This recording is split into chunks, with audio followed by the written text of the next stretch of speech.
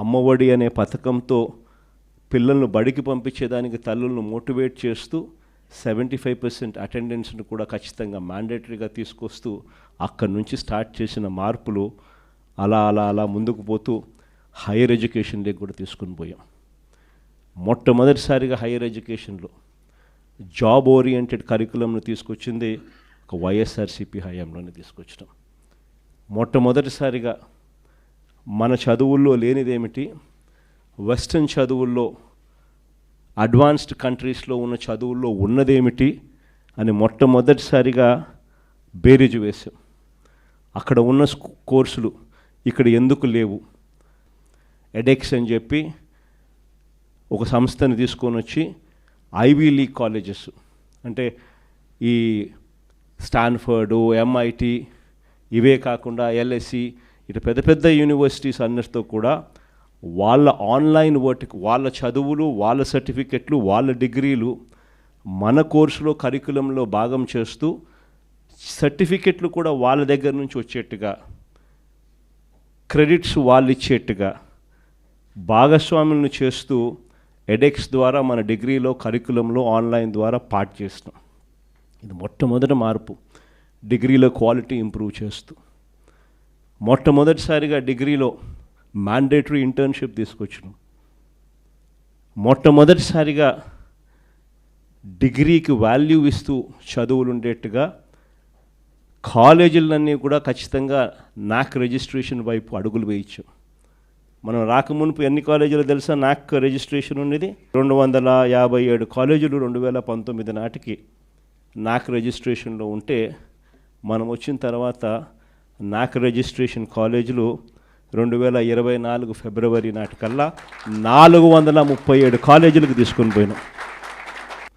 ఏ తల్లి తండ్రి కూడా అప్పుల పాలై తమ పిల్లలను చదివించడం భారమై ఆ చదువులు మానేసే పరిస్థితిలోకి రాకూడదు అనే ఉద్దేశంతో మొట్టమొదటిసారిగా ఇంతకుముందు గవర్నమెంట్లో లేనిది పూర్తి ఫీజు రీయింబర్స్మెంట్ పథకాన్ని తీసుకొచ్చింది ఒక్క వైఎస్ఆర్సీపీ ప్రభుత్వంలోనే తీసుకొచ్చాం.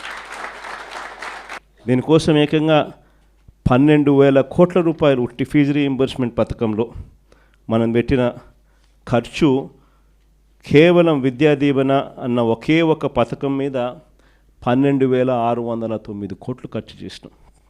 ఈ త్రైమాసికం అయిపోయిన వెంటనే మళ్ళీ నెక్స్ట్ త్రైమాసికంలో పడేసరికే ఆ మంత్లో జనవరి, ఫిబ్రవరి, మార్చ్ అంటే ఏప్రిల్లో వెరిఫికేషన్ చేసి మేలో జనవరి, ఫిబ్రవరి, మార్చికి సంబంధించిన ఫీజులు తల్లుల ఖాతాల్లోకి వేసే కార్యక్రమం చేసాం.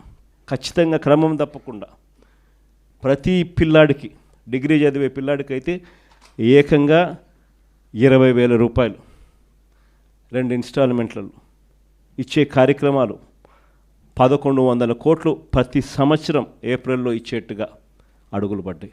కేవలం ఈ 2 పథకాలు, సంపూర్ణ ఫీజు రీయింబర్స్మెంట్ పథకం, విద్యా దీవెన అండ్ వసతి దీవెన, ఈ 2 పథకాల కోసమే ఏకంగా 16,800 కోట్ల రూపాయలు ఖర్చు చేసిన ప్రభుత్వం ఒక్క వైఎస్ఆర్సీపీ ప్రభుత్వమే చెప్తాను. ఇవన్నీ నేను చెప్పినటువన్నీ గతం. ఈ చంద్రబాబు నాయుడు గయాంలో ఈ 18 నెలల కాలంలో అడుగులేమడ్డాయి. Total reverse. స్కూళ్ళ దగ్గర నుంచి మొదలెడితే నాడు నేడు ఆగిపోయింది, ఇంగ్లీష్ మీడియం ఆగిపోయింది, టోఫుల్ క్లాసులు ఎత్తేసినారు, సబ్జెక్ట్ టీచర్ కాన్సెప్ట్ గాలికి ఎగిరిపోయింది, 8వ తరగతి పిల్లలకు ట్యాబులు ఇచ్చేది మానేసినారు. గోరుముద్ద అన్నది అసలు ఈ పొద్దు క్వాలిటీ లేని తిండిగా తయారైపోయింది. సరే, ఒకవైపున స్కూళ్ళు నాశనం అయిపోయాయి అన్నది ఒక్క నిమిషం పక్కన పెడితే, హైయర్ ఎడ్యుకేషన్లోకి వచ్చేసరికి పరిస్థితి ఏమిటి అని చూస్తే, ఈరోజు పిల్లలు చదవకూడదు, చదివితే వీళ్ళు ఎక్కడ గొప్పవాళ్ళు అవుతారేమో అనే బాధ చంద్రబాబు నాయుడులో ఎక్కువగా అనిపిస్తూ ఉంది. మొట్టమొదటి ప్రభుత్వం, ఈ ప్రభుత్వం వచ్చిన తర్వాత సెప్టెంబర్ 30 దాకా 7 క్వార్టర్స్ ఫీజు రీయింబర్స్మెంట్ బకాయిలే.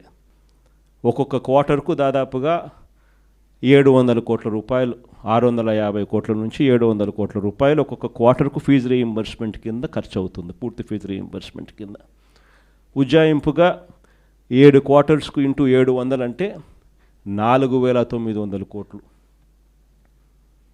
ఇచ్చింది ఈ ప్రభుత్వం కేవలం 700 కోట్లు. అంటే 4,200 కోట్లు డ్యూస్ ఉట్టి ఫీజు రీయింబర్స్మెంట్ మీద.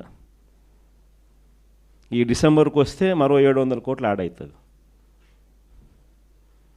వసతి దీవెన కింద ఏప్రిల్ 2024 1,100 కోట్లు, ఏప్రిల్ 2025 మరో 1,100 కోట్లు, మరో 2,200 కోట్లు డ్యూస్.